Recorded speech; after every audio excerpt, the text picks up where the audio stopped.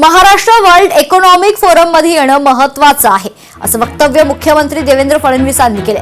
महाराष्ट्रात 30 लाख कोटींची गुंतवणूक झाली आहे। आंतरराष्ट्रीय कंपन्यांकडून महाराष्ट्रात गुंतवणूक करण्यात आली अशी माहिती मुख्यमंत्री फडणवीसांनी पत्रकार परिषदेत दिली।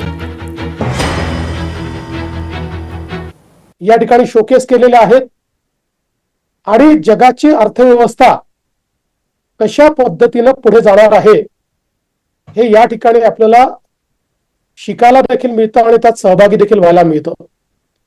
आणि म्हणूनच देशाचं ग्रोथ इंजिन असलेलं महाराष्ट्र हे वर्ल्ड इकॉनॉमिक फोरमचा भाग असलंच पाहिजे आणि ती संधी दिल्याबद्दल मी भारताचे प्रधानमंत्री माननीय नरेंद्र मोदीजींचे आभार मानतो। अतिशय यशस्वी अशा पद्धतीची गुंतवणूक आपल्याला प्राप्त झालेली आहे।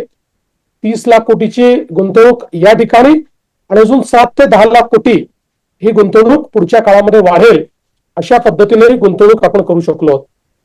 विशेषतः मला हे सांगितलं पाहिजे की ही जी काही गुंतवणूक आहे यामध्ये इंडस्ट्री सेक्टर आहे, याच्यामध्ये सर्व्हिस सेक्टर आहे, याच्यामध्ये ऍग्रीकल्चर आहे, याच्यामध्ये टेक्नॉलॉजीचं क्षेत्र आहे। सगळ्या क्षेत्रांमध्ये मोठ्या प्रमाणात ही इन्व्हेस्टमेंट केलेली आहे।